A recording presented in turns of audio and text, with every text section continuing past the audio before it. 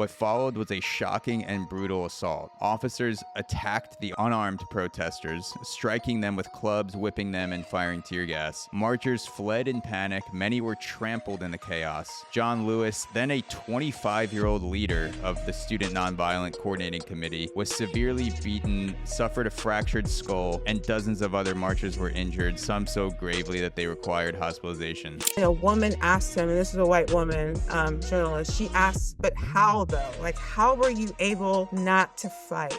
I don't understand how. Someone can spit on you, punch you, slap you, beat you. He's like, no, the natural instinct in us is to fight. But we got educated on how not to. We got prepared on how not to. And the number one thing he said was the scripture about that we fight not with flesh and blood, but with principalities of things we cannot see. He said, I knew I wasn't fighting people. I was fighting a spirit. I was fighting evilness. All of us are so full of ourselves and think we are our own gods. That's why it looks this way. That's why people can easily hate the other person. That's why we can easily be manipulated with mainstream media and get so politicized to where we literally hate someone for voting for someone we don't agree with. Why is there no agency in this book for the Palestinians? They exist in your narrative merely as victims of the Israelis, as though they were not offered peace at any juncture, as though they don't have a stake in this as well. What is their role in the lack of a Palestinian? I have a very moral compass about this. And again, perhaps it's because of my ancestry. Either apartheid is right or it's wrong. It's really simple. Either what I saw was right or it's wrong. Of course, I'm like, oh, this is a little comfortable. Thought nothing of it until I got text that, oh, your boy was talking with this interviewer. It got a little hot and heavy. And I'm like, yeah, I know. And I wasn't thinking it would be any story headline. And the fact that it became one, I was shocked. Where has journalism gotten to where this is seen as not okay to happen? Brittany King, thank you for joining me on the podcast. Thank you, Zach, for having me again. Good to be back for round two. Yes, love it. So we messaged back and forth a little bit before we decided to link up again for the podcast. And one of the things you had told me was that you decided to take a step back a little bit from the media appearances, from the podcast landscape in particular.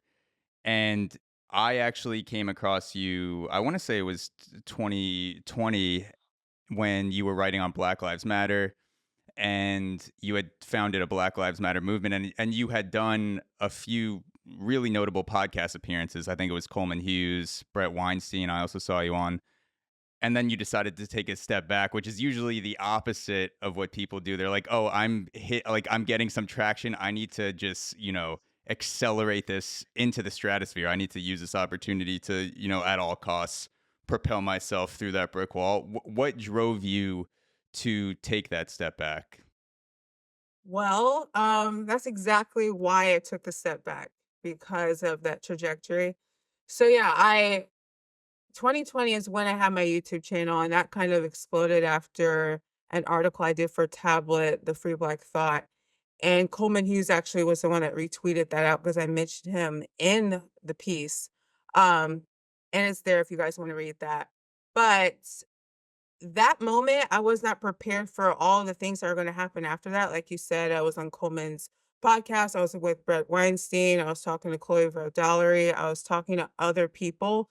And at that time, I didn't even know how big they really were, or like how big their platforms was. And Yeah. I didn't realize, like, talking to them, then by proximity, my channel would grow as well. And it's funny because I think when the last time I was on your podcast, we were talking about Kid Cudi, and we were talking about mental health awareness. And I don't even think I told you how that actually really came about. I mean, obviously, like, I talk about being a fan of Cudi, a fan of Beethoven, and loving, like, both of these men utilize their talent to talk about mental health issues. But, like, how that even started was because in 2022, I was going through a very dark era with my life, and Yeah. I was actually dealing with and I'll just be frank because I've talked about this on other podcasts, but I was dealing with depression and this despair that sent me down spirals of thoughts of suicidal ideation. Mm. And I that piece that I was writing about Kid Cudi and Beethoven was me searching for some answers and truth on my own. So that's how that came about. But even after that, you would think that when Kid Cudi read the piece, retweeted the piece, said kind things about the piece, and then I'm getting a ton of people, rallying around the article, around my YouTube channel, around me, you would think like that was when someone would feel like, oh, I made it. The thing that you would want is that type of attention. And that actually put me more on a spiral of being um, desperate and depressed.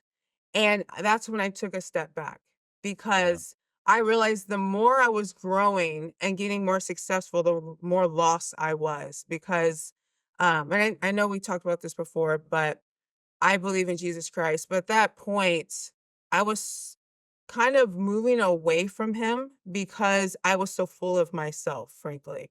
I was so Mm. full of other people like saying, "Oh, you're so smart," and like this intellectual like space and being so wrapped up in looking at thinkers and authors and writers for answers to society's problems and not looking at God and my faith. Long story short, I had one of the worst weeks of my life where I was thinking about not being here. I'll just be Mm. honest. And then I had a rude awakening with God, and it was after a long talk with my mother. And she said, "You are angry with him and you need to be honest." And I remember being angry with him, yelling at him, saying all this crazy stuff that now I look back, I'm like, I am insane for saying this to God. But um and he just reminded me of times where I almost died. He reminded me of this one time where I used to be an alcoholic. And sorry, I'm going very long, so cut me off when you No, no, please. um, I have a bunch of questions I want to get into after, but please lay it all out. okay. You already know I go on tangents and I can't stop, so I might as well keep going. Um, so he used to remind me of all these times where he's literally saved my life. One time in particular, I think we talked about it last time, but got in a car wreck when I was under the influence, flipped my car 5 times. At that point, I was 21 at 22 at that point. I was like 90. Like, yeah, I believed in God, but was I really going to church and like nothing? Like people would be shocked to know like I could spell Christian. Like I was so far away from him. And but in that moment when I was about to die, I cried out for him and he saved my life. So cut to 11 years later when I'm in my room yelling at God, he flashed me back to that moment and was like, "When you needed me, I'm there. When you need me all the time, I'm there for you, but you keep running away from me." Mm. So at that point, that's when I took the literal step back in my life from everything, including YouTube, including every platform, including talking to anyone about my thoughts. Like I just went back into the word. I went back into a relationship with God. And for over about 2 years now, I've just been dwelling in him and trying to figure out what he wants for my life. And I know what he wants for me now. I've known for over a year.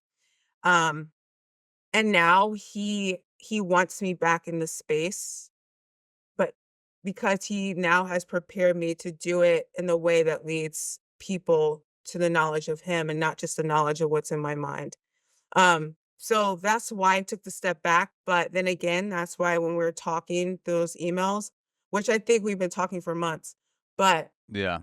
I'm stepping back in because God's like, this is the time now. Even though I told God, I kind of am fatigued from that space. I don't want to keep defending myself all the time. Like, I don't want to have to keep doing, he's like, go back. I got your back. So now I'm back. I'm doing podcasts like this. And that's why I had to step away to refresh the reason why I'm even here on earth and at all and Mm. realize my purpose. And now I'm back. Okay. Well, it's good to have you back. I want to go back to the car accident which we spoke about on the last episode. You said that was 11 years ago. Is that during the week that you're describing that brought you back to God? The it's sort of like the slip and fall, and then the chat with your mom, or was the car accident completely separate? The car accident happened when I was 22, or Okay. 21 or 22. The moment what I was talking about, referring to when I was talking to my mother, that was when I was 33. That was like 2 years ago. Okay. Gotcha. So, yeah. So when she told me to, like, confront God, he brought back that moment when I was 22. Okay. Um I just wanted to get the timeline straight in my head. So car accident was 11 years ago, and then 2 years ago, you were feeling Depressed. depressed. Things were unreconcilable. Pressure in the media space, but also feeling empty and not finding answers with intellectuality or podcasting, some combination of those. At what point did you feel like the force of God or force of religion, whatever or whoever you want to call it, started to call you to take a step back or just call you to reevaluate? Well, I think I did it myself. I don't feel like God said step away, but the two words that came to mind when I was like, God, like I don't want to get too dark, but that one woman, she was Miss USA one year. Really pretty, biracial woman who died when she was 30. She jumped off of a cliff. Hmm. And she was, Harvard grad, Ivy Leaguer, all the success. Like I said, gorgeous, very smart. And she jumps off of a cliff. And her mother was talking about how she talked about having depression. And people looked at would her friends, her mother, whoever was like, she has such a successful life. And like, she had all the things you think someone would want. And what would make her do that? And I don't know her story. I don't know everything about her diagnosis, but I so remember that coming in my mind to where I freaking get it. Like when you have everything you think you want and it does Yeah. not fulfill you, it's scary. It's a Hmm. very scary moment. And again, another man that I love, and I am not putting myself at the same caliber as her or Anthony Bourdain, who I'm about to Yeah. Yeah. mention, but like just seeing these people like Anthony Bourdain, someone that I still admire as a journalist, conversations as a person, even though he went the way he went out. He had people said the dream job, the perfect job. Everyone revered him, and he still suffered with Hmm. the depression, with mental illness, with all these things that piled up. And people, and even when I didn't have this feeling, because I've never felt this type of depression, even as an alcoholic, I Hmm. never felt it because the alcoholism was the reason why I felt the things I felt. So I knew like, well, I feel this way because of alcoholism. This, there was nothing there. I'm like, why do I feel like this? Um, so I took a step back because once I realized that who cares about Hmm. a career if I'm lost, if I feel this way? Like who cares about anything if I am not aligned with Jesus Christ? Yeah. Once I started to really look at the scriptures as practical advice, and that one scripture talks about delight yourself in the Lord, He'll give you the desires of your heart. Once I just started to delight myself in God, I'm telling you, Zach, everything started happening because I no longer was focused on stuff or my career or the things that I think I need to feel fulfilled. I was focused on God. And once I became spiritually mature, all of these blessings started coming out and pouring Hmm. over my life to where now I have a job that I love. I get to write, I get to fly and meet people and interview these awesome, amazing people. I get to like, I'm now living in another city. I live in a nice apartment. I have everything I actually want, but I still don't look at this stuff and it's not above God. God is still why Hmm. I am happy. Like this stuff could go away and it's not gonna, I mean, I say that God don't take it away. But you know what I'm saying? Like he's first and Yeah. foremost. So S- s- that's why I step back on my So own. so following the path of God to you took you outside of yourself and took you outside of the pressures that you were applying to yourself, but also the pressures that were being applied to you from the podcast space, from social media. God was a way and still is a way, it sounds like, for you to put your faith in something that is not just pure intellectuality or pure, I'm going to rely on myself and try to take total control over my life. I'm going to recognize something above me to believe in. Does that make sense? Would that be correct to say? It's correct because I was thinking like I want there to be human reconciliation. I want there to be better race relations, social, whatever. But who cares if that happens? Like, okay, someone's not racist anymore, but if they're still lost, then what's the point? Like if their internal life is still lost, cool, they're here for what, 40 more years. And then after that, I just was feeling like I wasn't pushing my platform where it needed to go. Like it Mm. was being stalled. I'm like, it's doing good, but there's more here that needs to be done. And I was lost. But once I took a step back and God is, I told someone on another podcast I was on, has been haunting me. I don't want to be here really, to be Did you honest. say haunting or hunting? You could say both, but Okay. haunting with an A. A. Those are Two two different different things. movies, but yeah, Haunting. yeah, the hunter and the haunted, but Haunted. that's and I'm curious, and I say this without judgment because I went to Catholic school.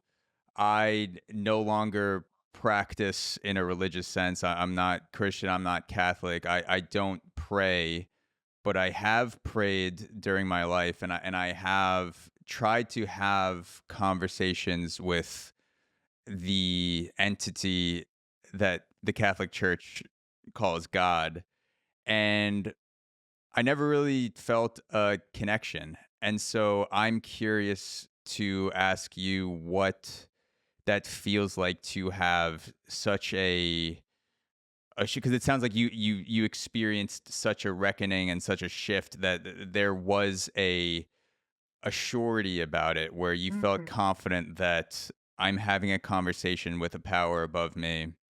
What does that feel like? How was that person calling to you? Was it words? Was it a feeling? Is it emotion? Is it energy? Like what does that feel like to be experiencing that connection? For God is really your relationship with Jesus is individualized. So it can be a literal people can hear him audibly or they feel it. For me, it is I have heard God but not audibly say things to me. But this was a feeling. It's a peace that past no understanding. And that's a cliche thing to say, but it truly is like during that time I shouldn't have had the peace that I had when I was in that circumstance. But when God comes into your heart, and he doesn't come in without being invited. Like you can't, he's not gonna just insert himself into your biz. It's everything's consensual. If you're like, I want to follow you, okay. If you don't, then that's your choice. He gives us all free will. But it is definitely something I feel. And the closer I get to him, and the spirit we can get through all this, but there's Jesus, God, Holy Spirit. The Holy Spirit is your advocate once you get saved, and that advocate can speak to you loudly. um and I can tell you something that happened this morning. I'll save that if you want to know, but it's something that I feel, and it's something that I hear in my heart often. Something you said did it did make me think about a book that I'm going through right now, which is Rick Rubin's The Creative Act. And in that he talks about the desire that people have, especially with creativity, to make 1 + 1 = 2. That if I do this and then I also do this, I'm going to get this desired outcome always, because we want creativity to be like the laws of mathematics. We want that assured outcome. And he talks about so much of the creative pursuit being more about tapping into the universe and channeling energy and even borrowing energy that's not yours. You're just a vessel that creation works through. and you have the tools to put things out into the world, like paintings or movies or podcasts or whatever it is. And there's nothing 1 + 1 = 2 about it. Like some days 1 + 1 = 4, some days 1 + 1 equals, you know, an orange. It literally doesn't matter. And trying to the more control you try to have over something with that pursuit, the more it seems to slip through your fingers. So when you were talking about like the flesh wanting an exact answer all the time, like this is my question, give me it right now. I need it right now. I definitely have felt that in parts of my life that most of the time have to do with a creative action. Mhm. And I feel like, yeah, faith is not, well, it's funny because you could say faith is not 1 + 1 is 2. But when I describe how I see God in the world, I do actually use math. I say I see God like 1 + 1 is 2. It just is true, Mm, whether I think it or not. If tomorrow I walk away from him, he's still God. yeah. So, so yeah, I've used math in the way to describe the Lord. Yeah. I want to get into speaking of God and Christianity. You sent me an article that you wrote on John Lewis, which Mm. I really enjoyed going through. And I'm going to link all the articles we talk about in the description, but the title of this article is Love the Hell Out of Them: The Blueprint John Lewis Left Us by Brittany King. And before we dive into the details of the article, I wanted to ask you what drew you to John Lewis in the first place to write about him? Well, one, I love John Lewis and rest in peace. Congressman John Lewis. And backstory, I'm sure people know, but he was in the civil rights movement. He started when he was 19 or 20 years old. He got inspired by MLK. He was one of the leaders that led the Freedom Riders to do all the lunch sit-ins, the bus boycotts, etc. And what led me to him, because he's not a figure one would write about over an MLK, let's say. Because this was actually during a time that I was thinking about the civil rights movement and thinking about writing something for, Black History Month and all that. And again, i- some people might not like it, but it was the Lord.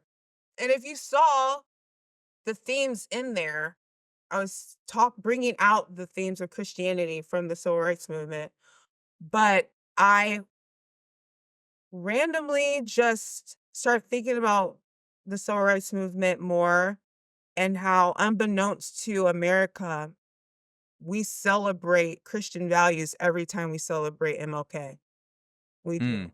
Because that's how he led the civil rights movement, and that's how um, we have seen such a different trajectory for this country because of what he stood on by his principles. But I want to focus on John Lewis because he lived to see the America that MLK didn't get to see. And also there was cool things like John Lewis on a podcast and all this other, contemporary avenues of news that he was able to talk about the civil rights movement in. But I won't go on a tangent 'cause I'm sure you have questions there. I'll just say I was inspired to dive deeper into John Lewis specifically, um, with the caveat of looking how deep Christian values played a part in the civil rights movement. yeah, and John Lewis he passed away in 2020, which is only 4 years ago now. So, like Mhm. you said, there are videos, there are podcasts of him talking as recently as 4 or 5 years ago, and that is one of the things that separates him from MLK is that he didn't get killed decades ago. He was able to go through the civil rights movement and then have a voice decades beyond that. So I think it's really cool to see someone like him interact with modern day pop culture. And these are just some other facts about John Lewis when I was looking into his background bio. So he's known in the as the Big Six of the civil rights movement, or he's part of the Big Six of civil rights. Born to sharecroppers in Alabama, organized lunch counter sit-ins in Nashville, founding member of the Student Nonviolent Coordinating Committee, the SNCC, the youngest speaker at the March on Washington. He was known as the conscience of Congress in the House of Representatives for how steady he stayed with his ethical values. And my favorite, he appears in Jeezy's My President music video, the one that Jeezy dropped when Barack Obama came into office. My president is black, my Lambo's blue. I'll be goddamn if my rims ain't too. You could see John Lewis in the background of that video. That is funny. That is really warmed my heart when I found that out. But yeah, he seems like a man who lived a life where he made a huge dent in civil rights, and obviously he went on to go into the House of Representatives. You talk about a lot of this in the article, and how it relates to his Christian faith, and even the divide of today with social media and the polarization of things. And one of the excerpts that I really loved from your article, you wrote that something is happening in our country that I cannot quite explain. It feels as if our nation is desperate for our constant chaos to stop spinning. It seems like we're collectively fatigued by our division, yet we continuously devour one another online and off the web. So, how did we get to this place of chaos and division? I mean, it feels like we've always been there. Like United States when is what I want to know whenever we were united. But um yeah, that I wrote that in 2022, but Yeah, it's relevant now. Um probably more so. well, yeah, more so now. Um how do we get here? You can see a lot of things play a part, and I do think the digital age plays a part in this. I think social media plays a part because these mm, forums allows people to not act human inside of them. And I think that the way someone talks to someone online on Twitter, they would never talk like that to someone in real life. Most of the interactions I have in my life are relatively good. I say 90% of the time, I'm not looking out, walking somewhere, thinking I'm going to have an altercation with anyone. But on Twitter, you say one thing, you tweet one thing, and people go at your neck, especially if you have somewhat of a following. But I feel like these type of things have just dehumanized people to where people don't even see the other person on the other side as an actual full human being. I think there's something that happens when we go online. I won't say every single person, but most people, when they go online, it's like some part of themselves is lost. Like Mm, it's not there anymore. It's like like that chip of in their heart that makes them second guess on how they should speak to someone is just left behind. Like it's like yeah, turned off. Um, so I think that's why, and I talk more about social media about like if we saw each other face to face, would we talk this way? And I talked about how John Lewis talked about the power of seeing someone in their eye, and they utilized that during the civil rights movement. And as people are hitting them, still staring at them in the eyes, so they see they're hitting a human being. Like I feel like connection is getting diluted, and that's why we're so divided. But then again, we are craving that connection though, I yeah. feel, simultaneously. No, yeah, there definitely is a piece of the human spirit that doesn't translate through the digital world, where working, or not, me, but the engineers are working to quantify all of the aspects of humanity, like the way that we look, the way that we sound, our body language, to try to get these as realistic as possible for something like the metaverse, or whoever's going to win out in the realm of this is the place where people will gather digitally.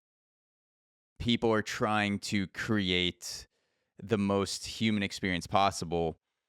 It'll be interesting to see if engineers are able to mimic the feeling that you get when you're standing across from another human being that in a big way moderates your behavior. If I'm standing next to someone, my behavior is night and day compared to what I am capable of saying to someone on Twitter. Now, Mm. I think I'm a decent enough of a human being to not tap into those capabilities of saying nasty shit at least most of the time when I was on Twitter. Now I'm not really on there much anymore, but there is this aspect of humanity that's missing when we try to like convince ourselves that the digital world is going to be a carbon copy of the real world, and once we're fully in, or once you can put on a headset where it makes you feel like you're actually there, but in your mind you still know that you're not actually there, that you still know that the consequences are much less, the uh the pushback from another human being is much less. The actions that you take in that scenario have nowhere near the same repercussions in the metaverse as they would in running into someone in real life. So it'll be interesting to see how that dynamic progresses as the digital world does. And there's something to be said about now with a lot of these podcast platforms.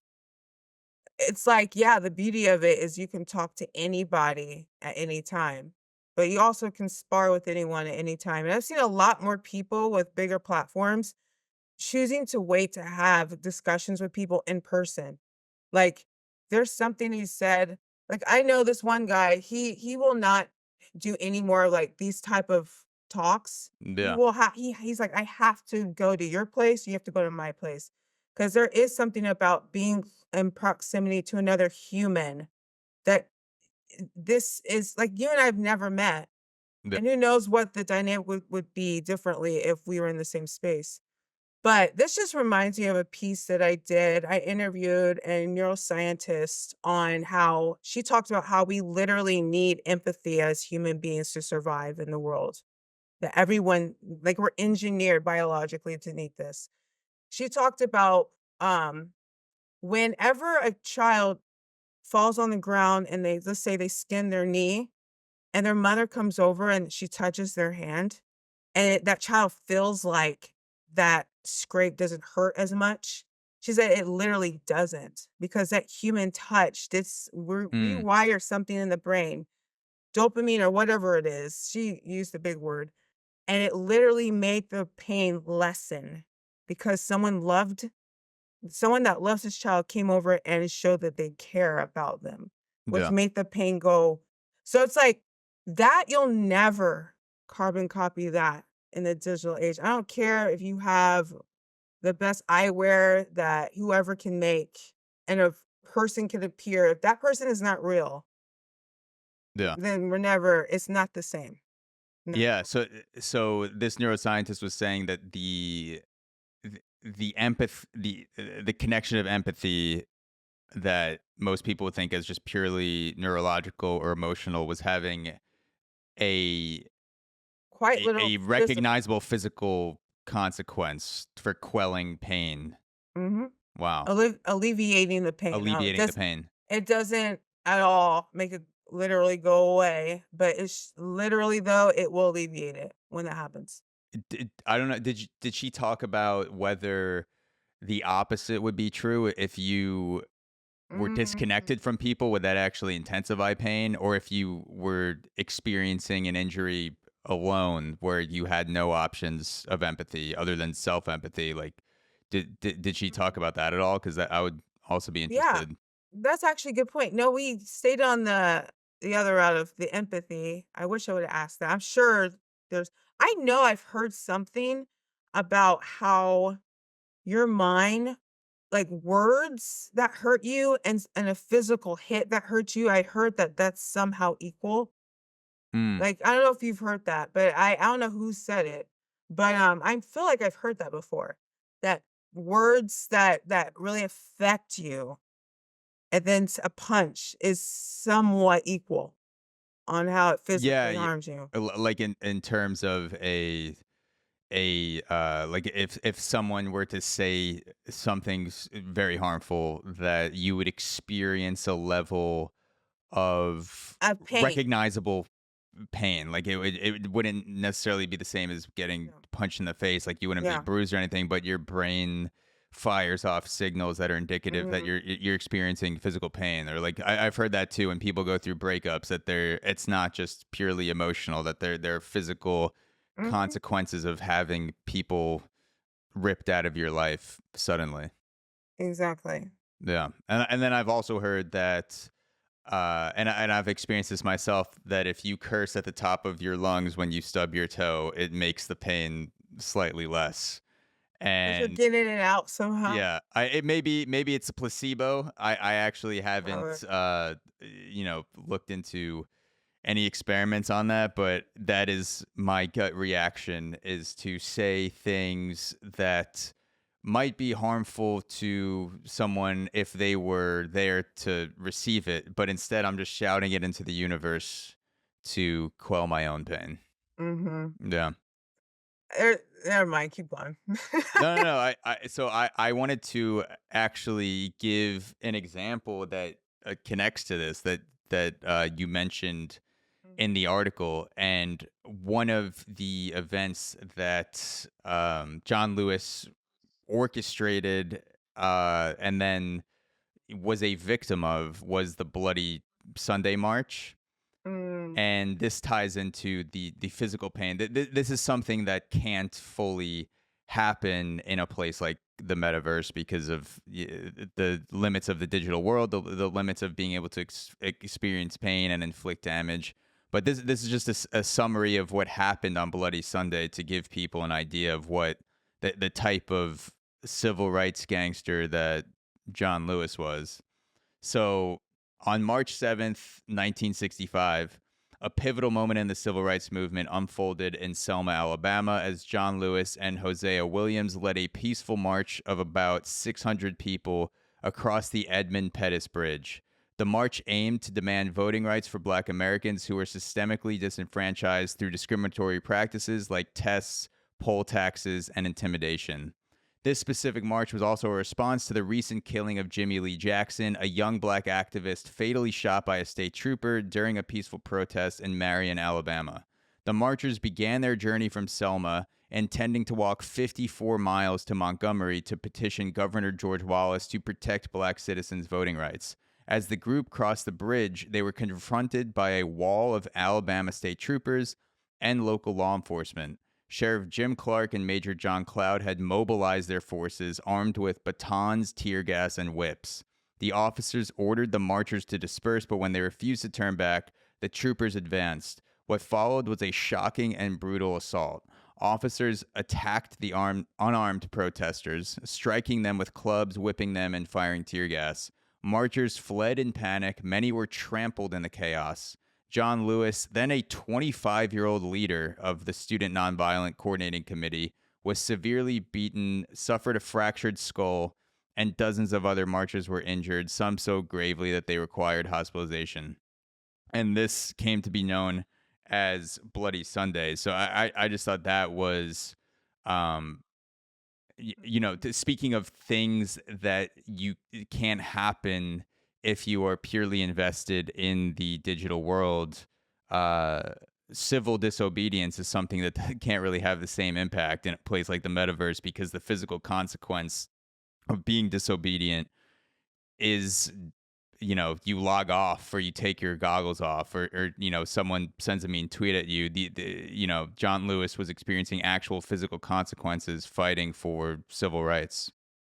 yeah, and it's lost on so many people how young these activists were, like 25, 25, crazy. and he was in the game for at that point for 6 years, and he was 25. And yeah, MLK, like, died at 39. Like, Malcolm X died at 39. Like, these people didn't even make it past 40. Um, yeah, that see, just think about a 25-year-old being able to endure that now, doesn't even seem possible. And to be, have that restraint of civil disobedience. And even now, people still seeing the civil disobedience in the civil rights movement as soft. Like, if Hmm. that was me, I would've whatever.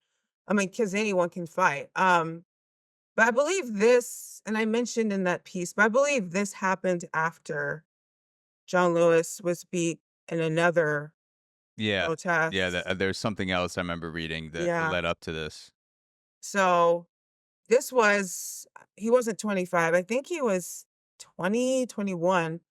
But a man, and this was during this was a bus boycott, I believe in Richmond, Virginia, if I'm not mistaken.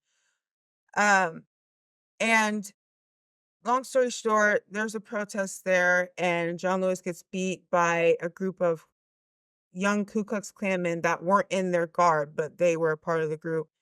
And he had a choice on whether or not, and why this was a choice and these men just weren't arrested, but a police officer asked John if he wanted to have them arrested, and he said no.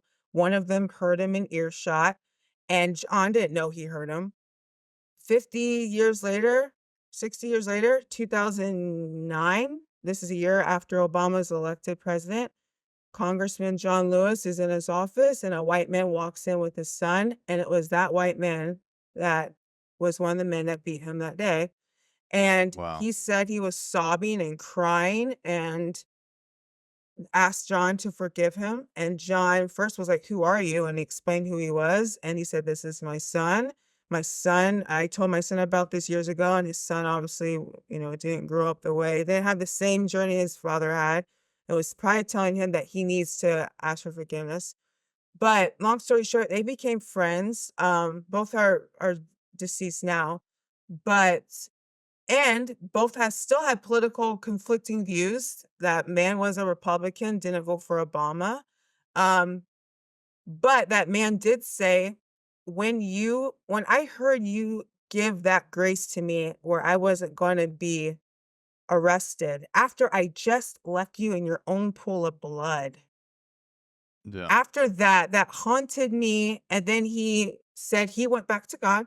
He said, "God, I asked for God for forgiveness, and then since I was, um my faith grew and I was with, back in line with Jesus Christ." Um, and then that gave him that confidence to go to John and that need to go to John and ask for him for forgiveness in person. And then John said they both were crying and reconciled. And John said, "This is the whole point of the civil rights movement. It doesn't end." Like this type of tenacity and audacity to keep loving people that hate you does not end. Didn't end in 1965 when we got the Voting Rights Bill or Civil Rights Act. Like it doesn't end. And that type of stuff I mentioned in there, like never endured segregation. My father talks about how he grew up in Jim Crow, couldn't fathom it. And Yeah. that's the type of nerve that I want as a 35-year-old to be able to withstand hating people that hate me.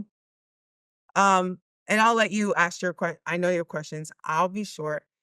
But one thing that lingered with me in a podcast that he did in 2013 was when a woman asked him, and this is a white woman, journalist, she asked, "But how though? Like, how were you able not to fight?" Like, she's like, Mm. "I know you're talking about Christianity. I don't understand how someone can spit on you, punch you, slap you, beat you, and you." He's like, "No, the natural instinct in us is to fight. Like, Yeah. it's in you to fight, but we got educated on how not to. We got prepared on how not to." And the number one thing he said was the scripture about that we fight not with flesh and blood, but with principalities of things we cannot see. He said, "I knew I wasn't fighting people. I was fighting a spirit. I was fighting evilness Mm. that wanted to make them think I'm less than them because I'm black." He's like, "So I wasn't fighting people ever. I was finding something in them. That's why we had eye contact. Because it's hard to beat someone when you're looking at someone that's not giving you a reason to beat them. Yeah. That's very hard to do." Yeah. So, It's like getting naked with your eyes. There's a Kevin Hart joke where he talks about the best way to enact self-defense is to just start stripping yourself naked and start yelling at the dude who's attacking you, they're gonna run. because They're it's gonna insane to sprint. yell at someone that's just bare naked. and it's a joke, obviously. Like, you could still get the shit kicked I'm out of you if glad you're they didn't naked. do that. Yeah. Yeah, I'm glad Well, they. but there is a nakedness to staring someone in the eye, and then that With person kind eyes too. with kind eyes, and then that person having to continue to kick the shit out of you with intense eye contact. It's like it's like John Lewis was saying, you could, beat the shit out of me if you want, but you're gonna have to know the human being that you're beating up. Like, you're going to you're gonna feel this emotionally just as much as I am. I'm gonna have the physical scars, but you're gonna have the Mental emotional, scars. mental scars of looking a guy in the eye while you borderline beat him to death. That's Yeah. insane. Like, Yeah. not giving them any validation in it. Like, you Yeah. can hit me, and I'm not giving you any excuse to keep doing it. You're Yeah. gonna have to do this on your own. Yeah. Yeah, and when I was reading about the march, the Bloody Sunday march, I'm thinking back to my own life of, being 25 years old, even younger, because, like you said, John Lewis started a decade before that with civil disobedient practices and going to workshops, leading techniques. I was getting in fights at, starting at 15 sporadically all the way up through, nearly the end of college.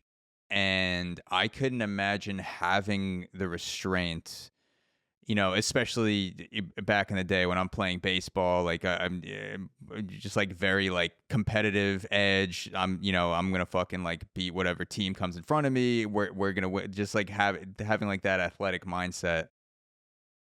I couldn't imagine having the restraint to make a point through allowing my ass to get kicked. And people Mhm. think of that as weak, but when you start to look into the tactics and the techniques that John Lewis was using, which you write about in the article, where he would lead these workshops, these role-playing violent scenarios where he knew people were going to have to face this in real life. So often he'd make the workshops harder than the actual real life scenarios, because he wanted people to be used to that level of Mhm. pain and violence going into these marches. He would pull people off their seats, kick people, There's a spit lot on of them. people, yeah, Yeah, a lot like of the people done crazy it. stuff. And what struck me about it was the fact that he actually did approach it like an athlete. He did have an athletic pursuit, an athletic mindset to civil disobedience, because the way that you get better as an athlete is you endure hundreds of thousands of repetitions in practice, so that when you are competing in a game, the game is it's just, it is what it is. It unfolds, it becomes muscle memory because you've done this 1,000 times in practice. So it just struck me that he approached civil disobedience like a baseball player would approach throwing 9 innings or trying to hit the ball 400 feet, which is that you have to take all of these unnatural instincts in you, or you have to take all of these natural instincts in you, and you have to train them out of you to do the thing that feels unnatural, but it's part of the desired outcome. Exactly. I mean, you say like Kobe Bryant, talked a lot about mind over matter. It's a mental game more than the physical one. And how how he was able to make sense of it to them though was his Christian values. And it's the thing is, they used the Bible as practical advice. Like, it was a practicality. If we apply this, this happens. This is why we do this and this and this. And here's the thing, there's people there that weren't Christian, that were on other faiths or just not any faiths, but still adapting this into how they went about being um the civil rights movement. But you said something that, and it's lost on me because 'cause you're using an athlete About reference. being like John Lewis, taking an athletic approach to civil disobedience, like baseball, throwing 9 innings, trying to hit home runs. Mhm. something along those Well, lines. yeah, well, like you were saying, I was gonna say people when they study the civil rights movement, look at Bloody Sunday or look at the story I told, it's like, wow, these are big things. Yeah, these are things that happen over years. Like the boycotts and the marches to get the rights that we had took decades. And that's why the one thing I talk about things now, because I did BLM, so I've done marches and protests. But we'll think one day boycotting something is gonna change something, or we can't even do a day of boycotting, like, people crumble. Like, I remember when someone's like, "We need to do a week with" and it wasn't my city, but, like, cities are trying to rally together to boycott Walmart, and that fell through within, like, a day. Like, certain things we just don't have the tenacity to do now because 1, we want things so quick. We have Yeah. no patience, um, and we don't got fight like they had back in the day. Yeah. Um Yeah, I mean, if you're, if you're one of John Lewis's students and you're practicing getting the shit kicked out of you on a daily basis, and then you're going to march and, someone spits on you or yells at you, that's nothing compared to what you've been practicing. But if you're boycotting something today or you're protesting and someone comes up to you and spits on your face, People are you're gonna you're fight. probably going to react and, you might punch that person in the face, which is, probably not far from what my reaction would be because I'm not trained I in the would type of things that John Lewis was teaching people. So it is a different mindset that there's, uh, it eh, was more yeah, though than the workshop. It was their faith because he talked about how I believe it was that podcast, but in other articles, that the workshop is actually nothing like the actual physical threat of a person that wants to kick you and hate you. Like the workshop are people, yes, it's like they're calling you the N-word and all of that, it's controlled. but it's a controlled Yeah, environment of yeah. your peers that you know you have to endure. It's a different game. It's like preparing you 10% for what it really is. It's like, And the yeah, other part is it's like is you sparring versus being in a fight. yeah, Sparring in the gym versus, someone tries to swing on you in the street. exactly. You don't know what's gonna happen, and this wasn't just for protests, this was all the time. If someone's coming up to you anytime you do this. So, again, that's where prayer comes in. Yeah. But, yeah, no What joke. He's what gangsta. For sure. civil rights gangster for sure. What does civil disobedience look like in an intensely online world? Because we were talking about the disconnection that people have, where a lot of people's interactions with other members of society is on Twitter now or it's on Instagram, and you don't have the need like you did only a few years ago to go outside and go grocery shopping, or you're not if you want to avoid protests in real life outside your apartment, you can if you want to. I Mhm. remember when the BLM protests were going on in New York City, I would when I would go to certain areas, I would encounter protesters, but if I wanted to, I could easily avoid the protesters, and the only time I would actually see the protests would be if I went on to Twitter or if I turned on my TV. But you can avoid a lot of those interactions now if you want to. So I'm curious what you think civil disobedience looks like in the digital space, or if you think it will have a role in the digital space, if it's even possible to be civil disobedient in an online world. That's freaking loaded.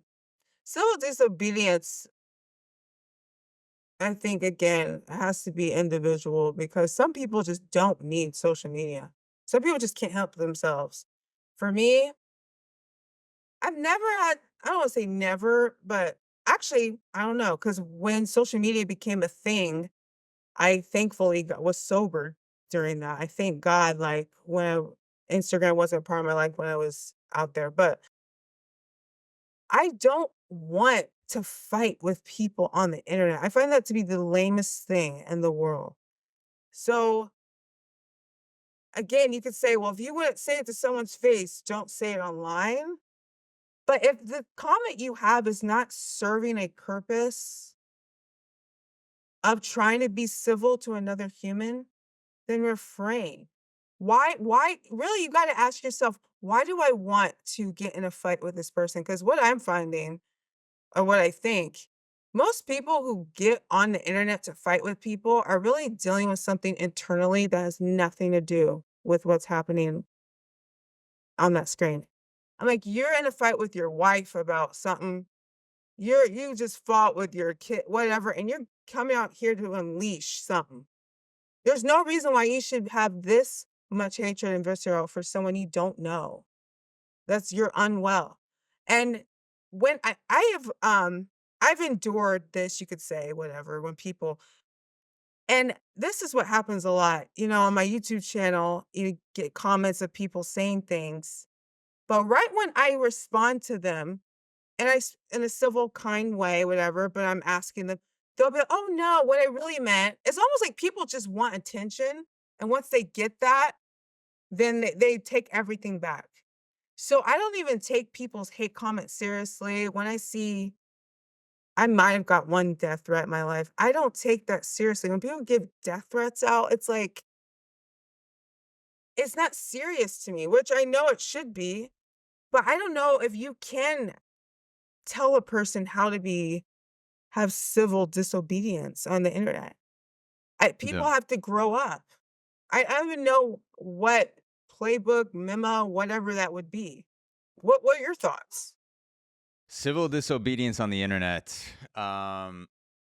So I actually think that what you were saying with the death threats, obviously that's unacceptable. There's no place for making threats against someone's life or Yeah.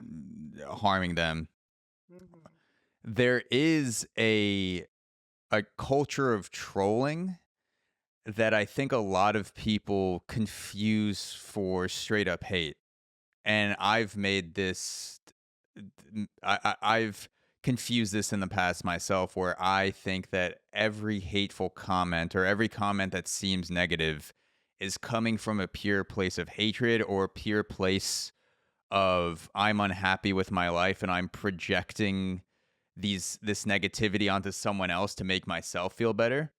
That is a real thing that definitely happens, and it happens a lot. But there's also another side of the internet where people love getting under people's skin, and they excel, and it doesn't come from a place of hatred. It almost comes from a place of like being the Joker, just wanting to watch the city burn through a YouTube comment or That's through so the Twitter. lame, but that's lame. It Can is. you give me an example of a troll comment and a hate comment? Because hate is subjective anyway, so it's hard, but It's so let me try to think off the top of my head. So a hateful comment would be something, if I see a YouTube comment that says, uh, you know, you fucking suck, you're getting fat, or I don't know. Maybe the you're getting fat would be a troll comment. Something that seems like genuine hate, which is like, I've watched this podcast, uh, and you're a piece of shit.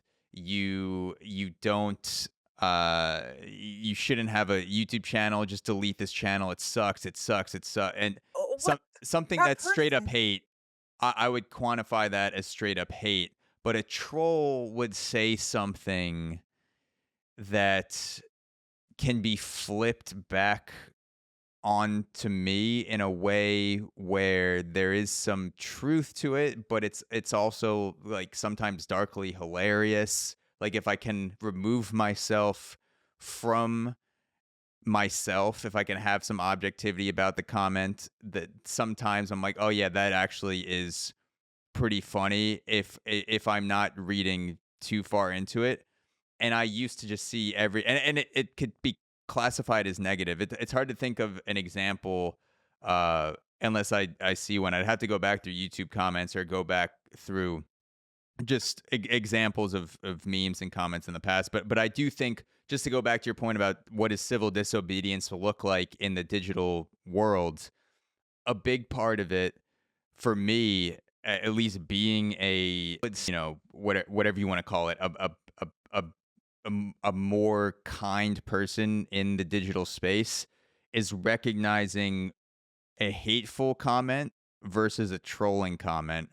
Mm-hmm. And the I hateful comment I register, I'm like, okay, whatever. That person's, they have something going on. They're hateful. They're projecting shit onto me.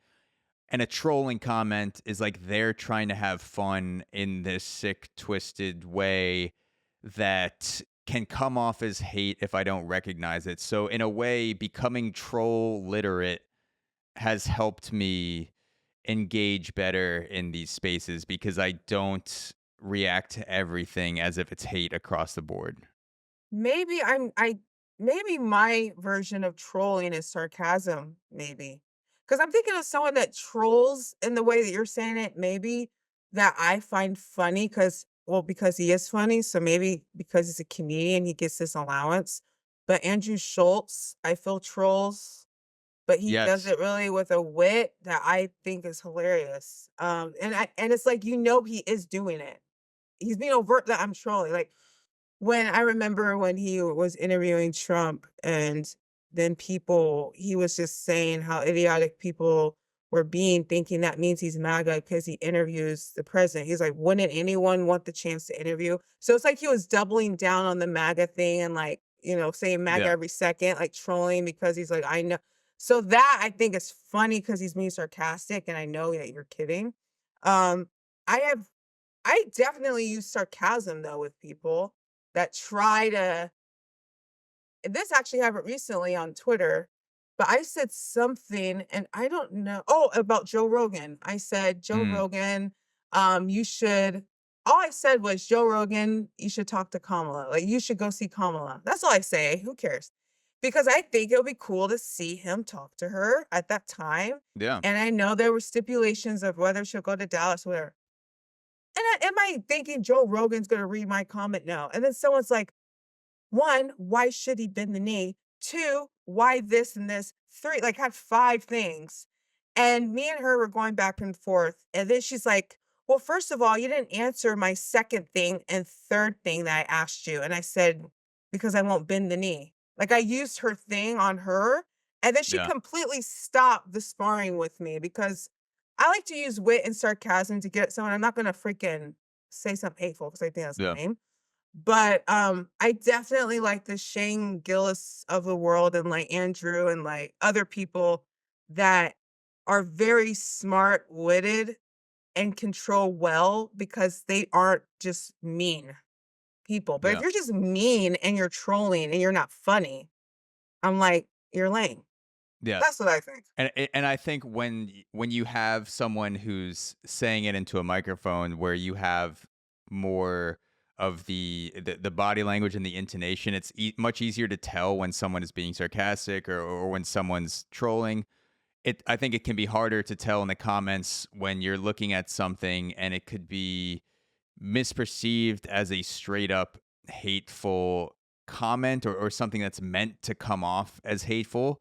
Mhm. But when I've just noticed through just being on YouTube more and more, posting more podcasts, that there is a type of comment or that there's different categories of trolling where you have sarcasm, but you also have baiting where someone's just trying to like hook you in like a fish where they're saying something or maybe it might even be a compliment, but then at the end they say something that's like meant to get you to respond. Maybe it's like a dark joke that could be misconstrued as hate.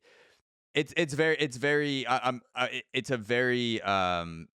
I don't want to call it. Nuanced world. Yeah, it's nuanced, and there are people that are really good at trolling, and they I care about laugh the at art of trolling. Yeah, I laugh Yeah, at dark humor and sarcasm. So I guess if that's trolling, then let it be it. But like, I love dark humor. I yeah, love witty stuff. I'll laugh at a comment that is what. But if it's just mean, I'll let the comment stay up. I'm not going to pay attention to yeah, it. So I'm like, you clearly are insecure. for sure.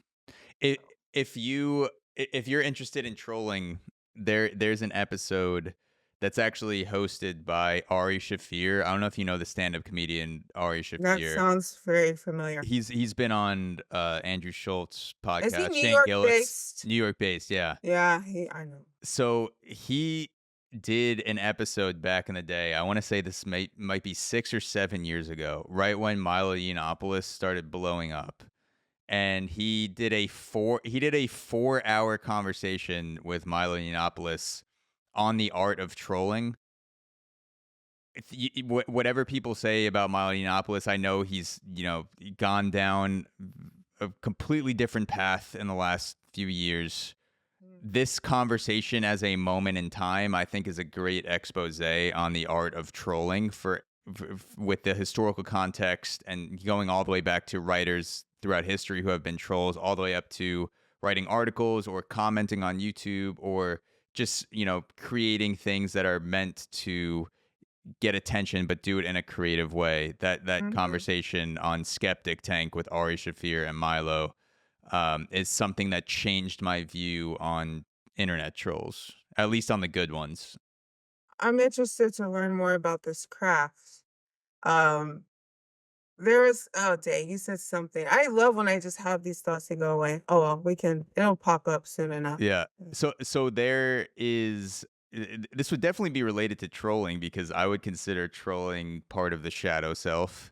And Oh, you sent me as part of our back and forth, you said you were working on a piece about Carl Jung it is not or done about at the all. shadow. What's up? I said it is not even finished, but Are you good to talk about it? Is that something that you could get into? um, literally tabled that not because I don't want to write it, but because life has lifed. Though there's other people that I want to bring in there besides him, but the shadow self. Yes, what I said in the email, I'm pretty sure I talked about how it looks like it's synonymous with the flesh and how people say that you should tame your shadow self. But in my piece, I'm going to talk about how you should kill it. Yeah. Um, but I think another podcast we can talk about that. Okay. So you're still working it out. I'm still working it. Still Gotta think about it. okay. There's a I'm going back in the memory bank for the article that you wrote on internet fame. Mhm. It was in internet fame. Oh wait, I think I have it up here actually.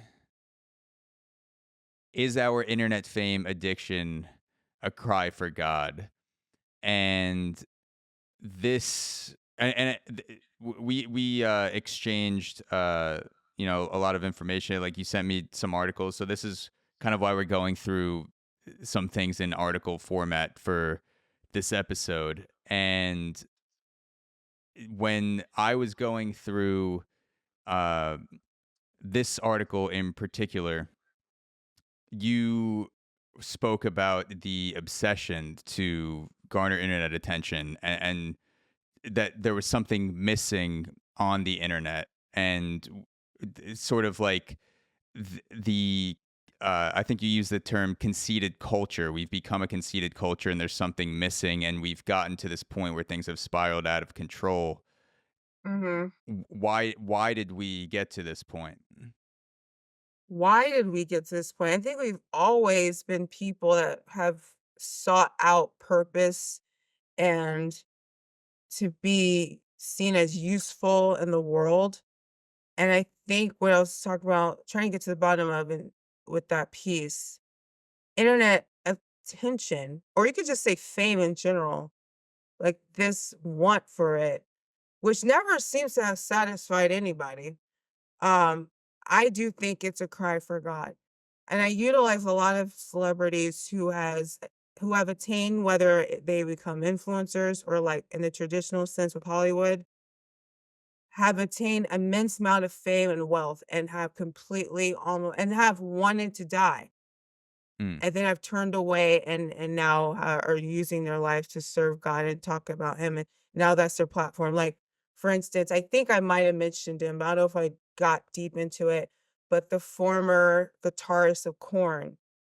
He has a Mm, lot of different uh his testimonies on a lot of different platforms where he talks about, being at the highest of his career and having millions of dollars and being like the number one rock band or, up there with the best of them and feeling empty, being strung out, almost losing his daughter to his addiction and not understanding why he feels this way. Not growing up Christian, doesn't think God's the answer at all, just doesn't understand what's going on yeah. until he gets befriended by Christian friends who it wasn't them inviting him to church, because I don't even think that happened right off the jump.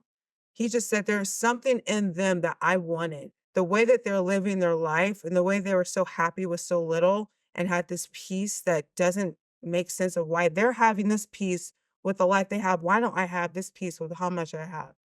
And it was just a matter of months of him going around this family and then being curious and then him wanting to go to church and then him having that come to Jesus moment where he said he took one line of coke and then said, "God, I don't wanna be here. If you're real, you have to reveal yourself to me." And he said a ton of things happened, and he changed his life, and now he's sober and he serves the Lord, and there's a lot of these different situations. I talk about Johnny Cash, I talk about a lot of other people, um, and I think I actually opened the piece talking about one of the actors in How I Met Your Mother, of how he said that he wanted this job so much, he wanted the fame, he wanted the fortune, he got it all, and then that's when he got depressed, when he Yeah. got all the things. And he was warning people, if you're doing this for fame, it won't fulfill you. And I think Cameron Diaz in that piece was talking about, if you want fame, it is not fulfilling.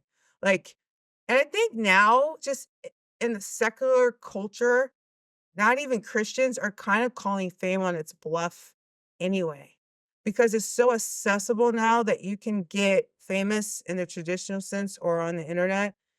And I think people are realizing it's really not what it's cracked up to be, but we still want it because we want things that people can't have. Like, Yeah. people wanna be in an exclusive group. Like, the VIP, you go in there, it's the same every weekend, it's whatever, but you wanna be in the VIP because not everyone can be in the VIP. Though you know it's not that cool when you're in the VIP, but it looks cool to everybody else, and that's all you care is about perception. And since we live in this culture of comparison, that is all we care about. Do we look better than the next person? Yeah. Do we, and so that is what I was getting to the bottom of in that piece, that I think what we all want is something that fame and this attention and all the likes and all the followers will never fulfill us. It just won't. Yeah. That was something that I thought about a lot when I was watching the Johnny Depp and Amber Heard trial, because Ah, that was the first time in my life where, and probably the first time for a lot of people, where you got this daily in-depth look to the point where you couldn't even watch the trial unless you were unemployed, unless you were sitting there watching the live stream for 8 hours a day. There were just so many clips of mhm, the raw, just depression and chaos and turmoil of the life of someone who you would think had it all figured out, whether it's Johnny Depp or Amber Heard. So someone who has made a career in the Hollywood sphere, been a movie star. Johnny Depp being in one of the most popular franchises of all time with Pirates of the Caribbean, such a highly skilled actor. And then you hear all of this shit, just plain language, like, tell me what happened. And then he goes back and forth. Amber Heard says it, Johnny Depp says it, just, laying it all out in testimony. And I remember thinking to myself, like, there's there's a bargain that you make with that type of fame when you rocket through the stratosphere of, D-list, C-list, B-list, A-list, and you become like one of the 100 elite, quote unquote, celebrities on the planet, which Johnny Depp was certainly in there for a period of time. There's something that gets taken from you. Yeah. And Your that peace. your peace, your sanity, your perception of what's normal. You might be willing to put up with things or do certain things because you just have you have no hooks into reality anymore because you've been so famous and so rich and so separated from the average person for so long. And I forget who said this, but it's the the premise of the premise of it is, if you see someone like Johnny Depp, for example, and you say, I want that life, you don't just get to take the fame. You don't just get to take it like it's a t-shirt and you're just going to get that shirt. Like, you have to take the whole outfit. You have to take the pants too. You have to take the shoes. You have to take the hat. Johnny Depp's case, you have to take all the rings on his fingers. Yeah, like all the good shit and the bad shit. Like, you don't get to say, like, I only want the good shit, because that's not Johnny Depp's life. Johnny Depp's life is like all the sick, twisted shit too that's with him up until that point, that came along with the fame and came along with the money. If you want to switch, you've got to take all of it. And when you think of it in terms of that, or at least when I thought of it in terms of that, there could be nothing more repulsive to me. The thought of bringing all of that negativity and all of that chaos into my life. With that, it's like the Amber Heard thing. That was a moment in time. I think we actually talked about that last time a little bit. I think we did. It might have been happening while we were talking last Yeah. time. I think, I mean, right there, a lot of celebrities that are famous and seem to have it all seem very miserable. And a lot of them are addicted to something. It's like, why are you addicted to anything? You have it all. Like, why are you trying to escape this amazing life? But the one thing you said about taking it all is why I mean, do I think that celebrities should be followed every second of the day by paparazzi? No. But I also am just like, in certain cases, it's hard for me to feel bad for them when they say, I just want my privacy. I don't want all of this. I don't want to be followed. It's like, but you knew what you're signing up for. You've seen famous people live as famous people. And a part of this is you don't get to be an anonymous person anymore. Like, Yeah. that's out. And there's a lot of sacrifice though.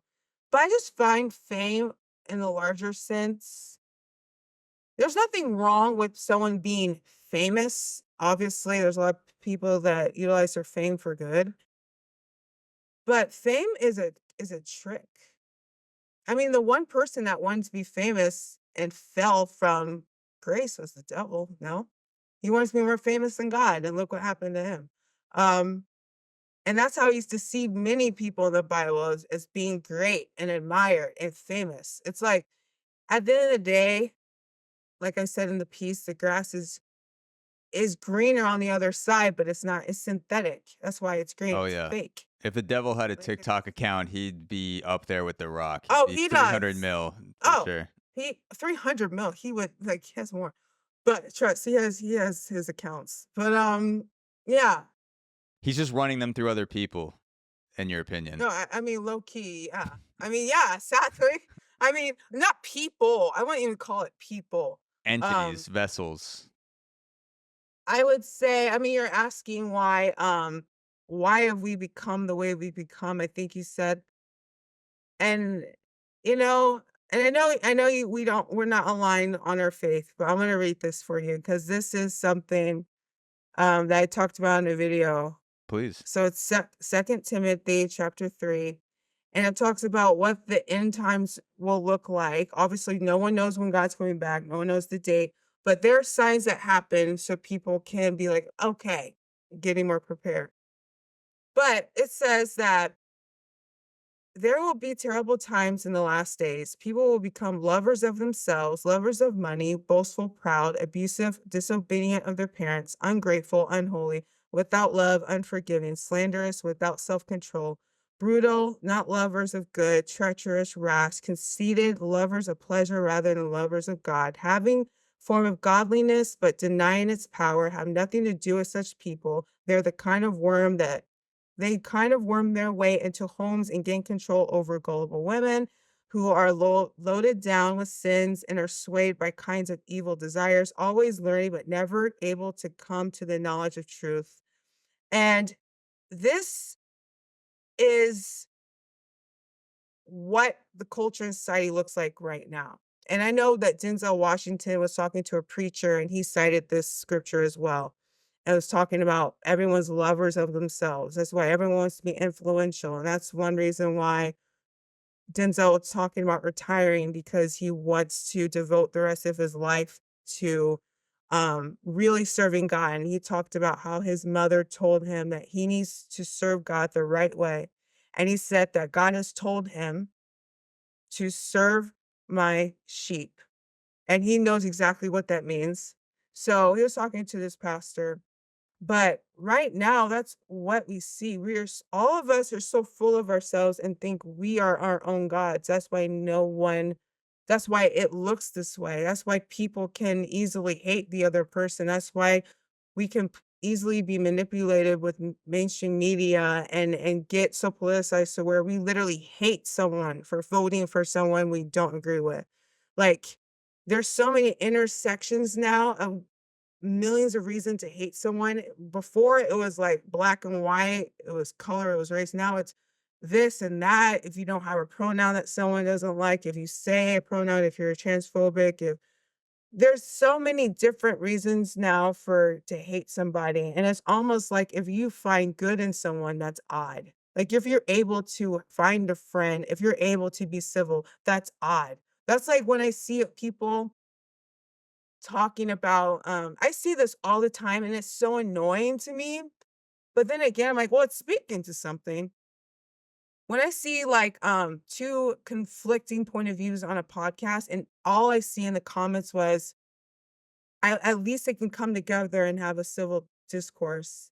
I don't agree with everything they say, but I'm glad he said the fact that people are in awe of just two people talking without fighting is annoying, but then again, it's like, well, yeah, we don't really see that. We are deprived from that in our digital society where people are just it's so normalized. Um, Again, another tangent. That's what it's all But about in the podcasting realm. yeah, Stacking tangents, baby. gotta But stack them and time alone. oh yeah, there's but yeah, you quoted Denzel in the article on Internet Fame because you mentioned the conversation that Denzel had with his pastor about loving yourself from what you just read, and then Denzel Washington says in one of his acceptance speeches, he said, "We are willing to do anything to be influential, but where's your soul?" And I think probably the most important thing you could do, especially as a content creator or someone that's just engaged in anything creative where there's so much outside of your control, is to disconnect from the things that make you feel big, to disconnect from the the comments or the watching the analytics go up on your channel or just worrying about the downloads, even thinking about how you're going to grow the podcast, and just do something Do it. like go to a Muay Thai class where you have no choice but to focus on not getting hit for an hour. And because you're not focused on because you have to focus on not getting hit, you're not thinking about yourself. Or Mhm. going hiking or going snowboarding, doing things that Mhm. make you feel small Mhm. are so important. And I feel this even as someone who isn't who doesn't practice a religious faith at the moment. I feel I feel like when the hooks start to sink in, when I feel like I'm becoming too anchored to the things I'm making, that is a signal for me to, like, okay, I got to like pull the wires out and step back and go for a walk, or take a break, go call a friend, sit in the sauna, like do anything that makes you feel like you're less connected to your Humble creation. yourself. Yeah, humble yourself. Yeah, do the things that make you feel humble, that make you feel small, and that make you feel more connected to people and less connected to your work. Funny, Zach, you're doing biblical practices. You don't even know. God says humble yourself for a reason.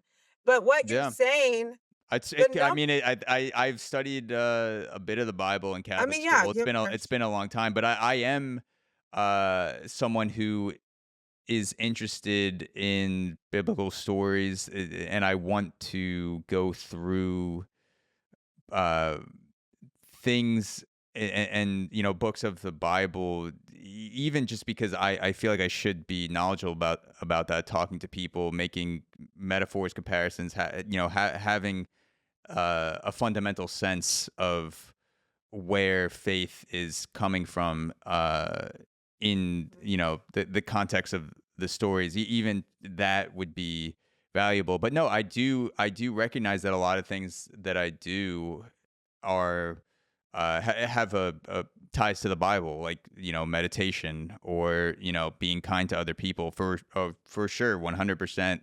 Uh, sort of like disconnecting yourself from yourself, and then worrying about, how can I more connect to other people, is definitely a uh, you know, well documented throughout the Bible.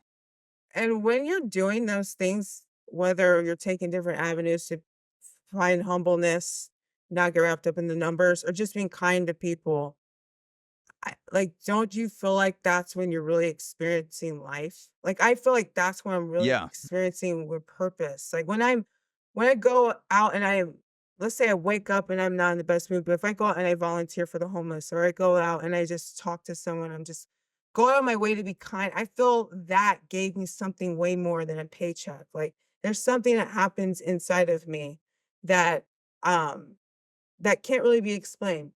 And so I love that, hearing like you do this on your own.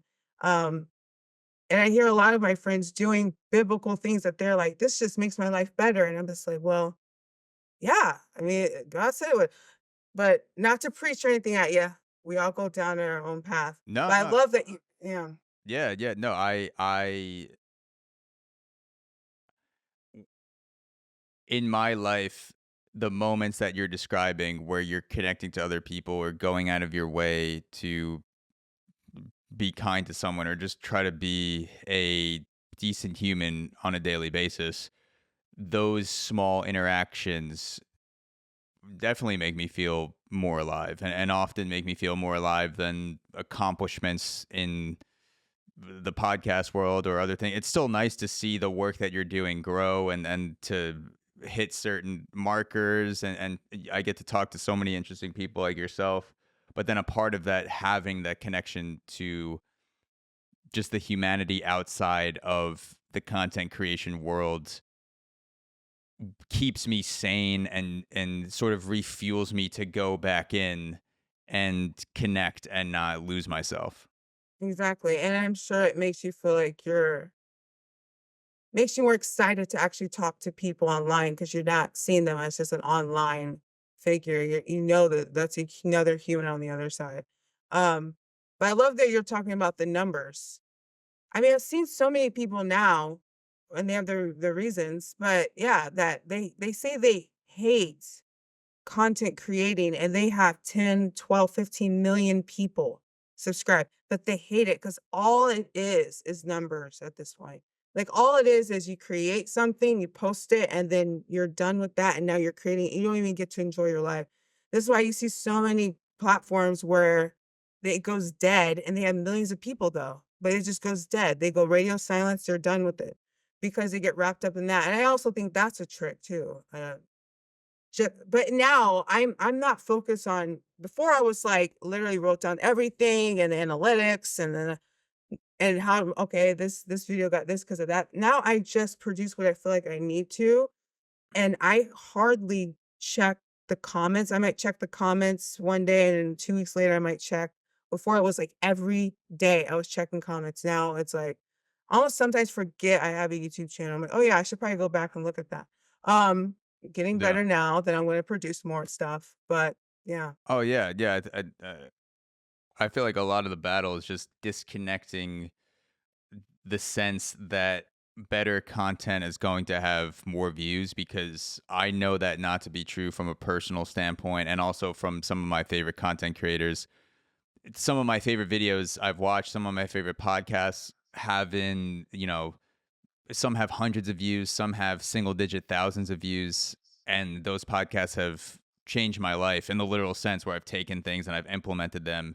And, it might have 3,500 views.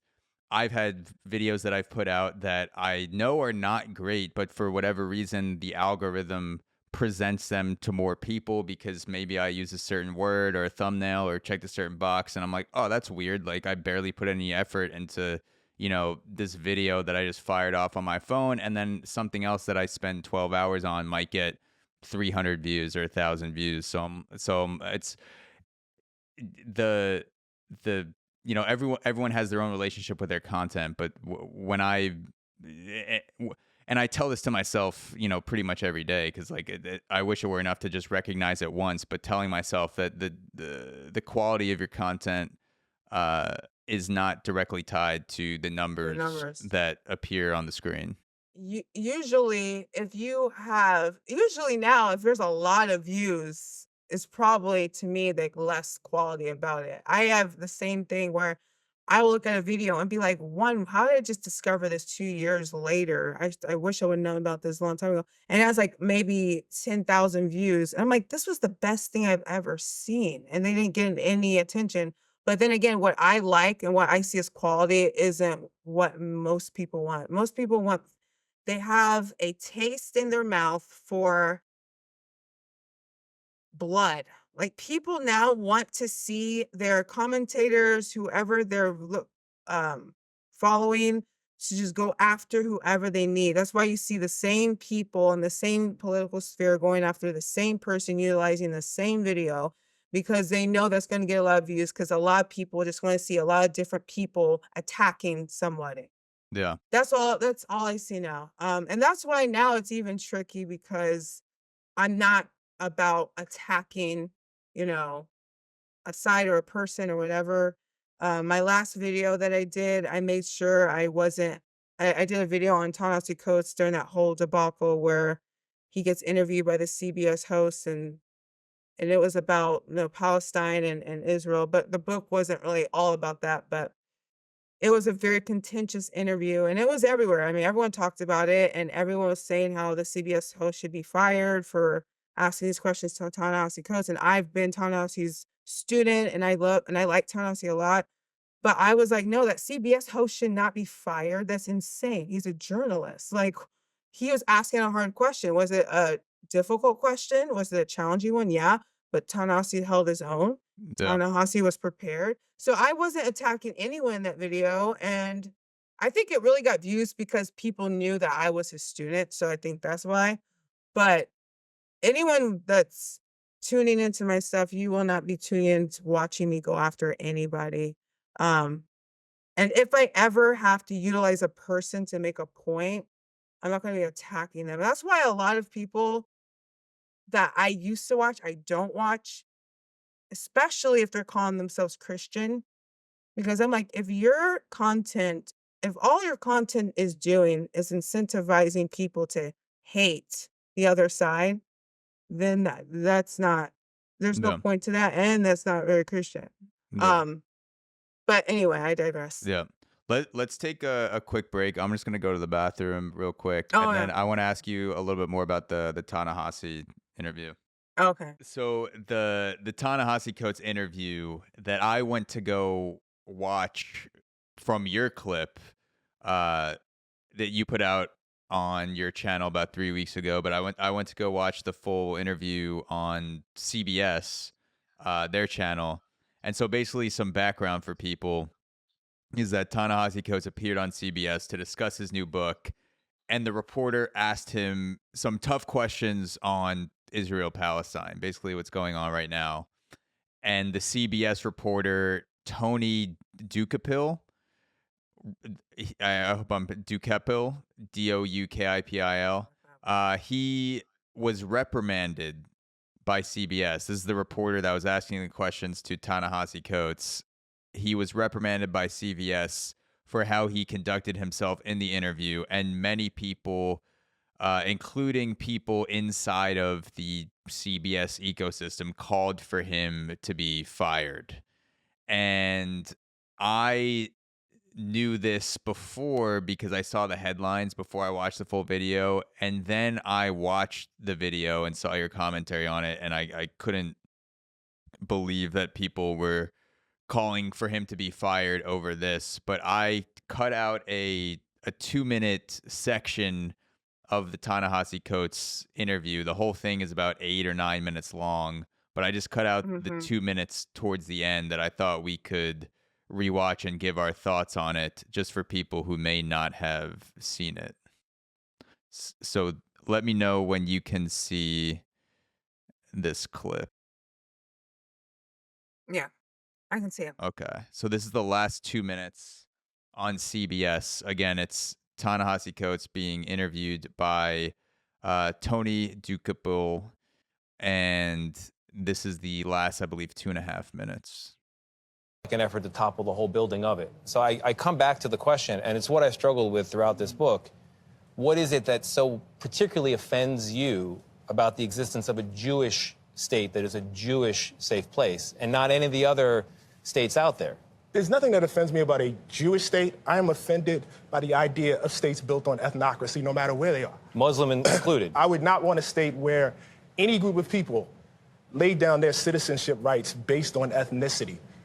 The country of Israel is a state in which half the population exists on one tier of citizenship, and everybody else that's ruled by Israelis exists on another tier, including Palestinian Israeli citizens.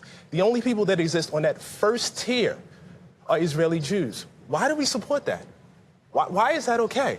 I'm the child of Jim Crow. I'm the child of people that were born into a country where that was exactly the case, of American apartheid. I walk over there and I walk through the occupied territories and I walk down a street in Hebron, and a guy says to me, I can't walk down the street unless I profess my religion.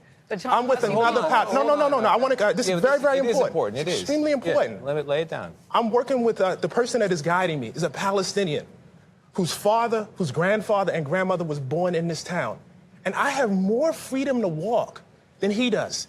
He can't ride on certain roads. He can't get water in the same way that Israeli citizens who live less than a mile away from him can. And why is that okay? Why is that? Why is there no agency in this book for the Palestinians? They exist in your narrative merely as victims of the Israelis, as though they were not offered peace at any juncture, as though they don't have a stake in this as well. What is their role in the lack of a Palestinian? I have a very, very, very, very moral compass about this. And again, perhaps it's because of my ancestry. Either apartheid is right or it's wrong. It's really, really simple. Either what I saw was right or it's wrong. I am, for instance, against the death penalty. What the person did to get the death penalty, it really doesn't matter to me. I don't care if they were selling a nickel bag of marijuana or if they were a serial killer. I am against the death penalty. I am against a state that discriminates against people on the basis of ethnicity. I'm against that. There is nothing the Palestinians could do that would make that okay for me. My book is not based on the hyper-morality What's the last of the message Palestinian you want people. in lessons? Because many people feel it's complicated. You say it's not complicated. Less than 20 seconds. What's your message? Less than 20 seconds. I want people to read the book. Well, And I don't make the assumption that somebody would just read the book and have read nothing else about Israel Okay. and Palestine. You're still invited to High Holidays. I'll see you at the show. I mean so it, buddy. much. That'll do it. High holidays, yes. So what are your thoughts when you rewatch this clip at the end?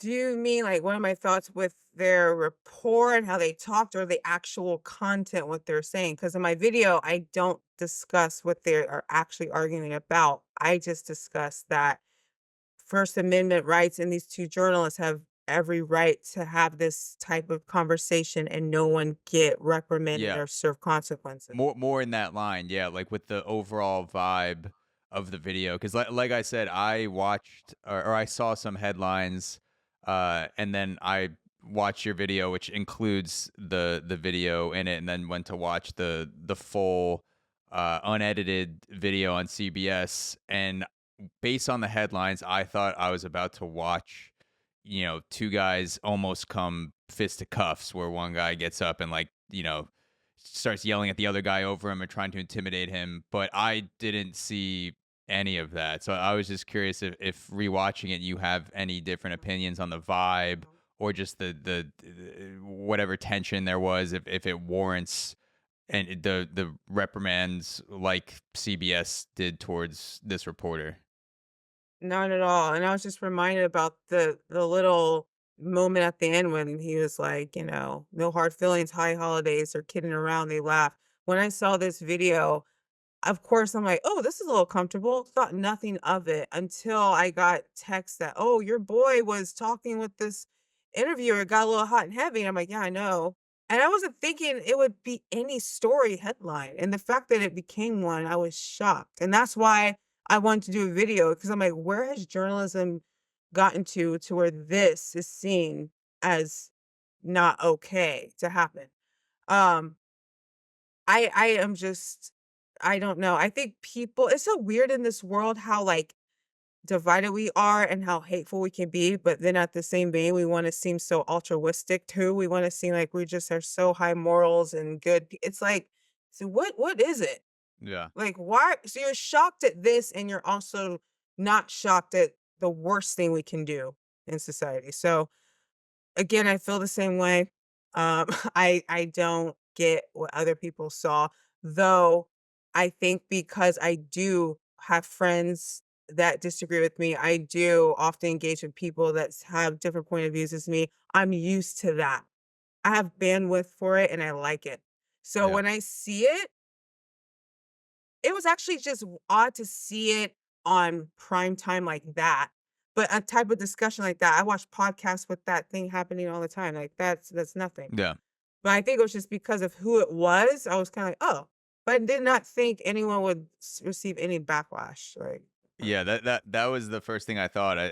I thought anyone who listens to podcasts or has seen any debate in the podcast world, this is like a 2 out of 10 this compared literally to that's the to say arguments that happen on hello, podcasts. Yeah, an introduction. if podcast debates are heroin, this is like Advil. It's like Yeah, literally like if I watched this clip, I would have not thought that there would be any extra media layered on top of it and other headlines sort of piling onto it because it's literally people being assertive, sharing their opposing points of views. Or it's not even clear that they have opposing point of views. Like the questions were very assertive and the reporter is more trying to dig into what Ta Nehisi Coates' reason for writing some of the things he did. The reporter didn't necessarily share his full views, which is in line with journalism ethics. It's not yeah, necessarily about you. You're trying to dig the story out of the person, and then they laugh and joke at the end and that should have about been hanging where it out. ends. When Exactly. the people there are laughing and they end it that way, that's where it ends. Like, Yeah. who are we to be like, "No, there's something wrong here." And also just backstory with, the other reporter, like, um, the energy also is coming from that he has children, in Israel as well, like so it's like he has a tie there. So he wasn't just trying to bait Coach for no reason. Yeah. Yeah, could he have worded things differently? Yes, but he didn't, and Coach stood his ground and did a great job, and that's it. And they're gonna, hang out on Christmas or whatever. Yeah. So, High holidays. yeah. So, as the founder of Yellow Seeds magazine, which publishes stories that are in line with the types of cultural conversations we just witnessed, debates over Israel Palestine, different geopolitical issues, things that are popping up in the cultural space. Do you have did you gain any insights from this video about the state of journalism from this clip? Does it make you more hopeful about Yellow Seeds and being the founder of a magazine that's bringing controversial or stories to light, but some of those may be controversial? Do you see the corporate worlds of reporting as separate from the type of journalism you're doing? Like what are your Oh, thoughts yeah. after watching this clip in terms of how it affects you as a magazine founder? That's a good question. corporate journalism and what I'm doing are not tied. But then again, print journalism is different than um, news and reporting and things like that. I think that type of exchange, like, to be honest, that type of exchange, if that was a Q&A print essay, I doubt there would have been any articles about. It's just the fact that it was something we can physically see, hear, and that exchange. Um, I already knew people don't trust journalists. I mean, I went to NYU to get my master's in journalism, and at that point, everyone was saying journalism was dead in 2019. So people have not trusted journalists for a long time, and don't really get how it works, where you shouldn't be PRing for any political side, but like Janet Malcolm said, who is one of the greatest journalists ever, that journalists are PR for the truth. And so that is the foundation of Yellow Seeds, really is to platform different point of views. It's nonpartisan, or people might see it as bipartisan. But I publish people that have good ideas and they've thought it through and they wrote it out well. And I think the world needs to hear about it. And I do publish people that I don't agree with as well. There's pieces on there that I'm like, I don't really agree with this point. Like, someone had a good piece on how no one's really a free thinker, or no one really has freedom of thought, which I am an advocate of people have freedom of thought. And this person made a Mm, good case on that's not the case. And I'm like, dang, I mean, one thing I do is when you're working with the writer, so you're working with editing and all that, but I gain a lot of knowledge from the people that I publish, to where I might not change my stance, but it does open my eyes on a specific topic. It makes what they're saying more interesting and compelling. So I get as much as it out of it as the writers do, and I even like, I don't really like go around and be like, I have a magazine, but when I do hear people discovering it, I had a few people at my work say, "Oh, like, you do Yellow Seas, I read that, I think you do a really good job." Like that, I know that they're reading quality pieces, and I'm starting slowly, and I'm not trying to force it, because there's been a lot of people that's pitched to me, but obviously I'm not gonna platform every pitch.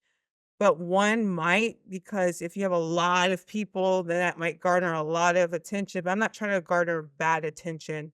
Like, I really care about, what's on this platform, so yeah. Excited, it's been a 2-year project, um, and I'm excited about it. It's like my little baby, and that's cool.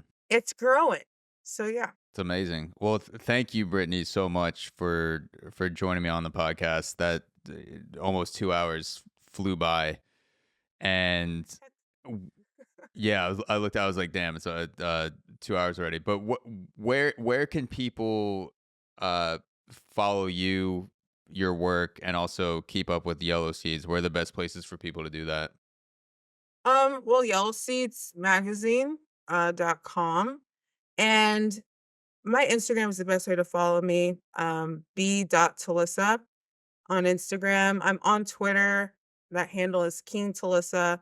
People had an issue with why it was they thought I was calling myself King. I'm like, no, my last name is King. That's why. Um, and yeah, that's the best ways to follow me. And then I post all of everything I write on those platforms too. Awesome. Well, thank you so much, Brittany. Thank you, Zach.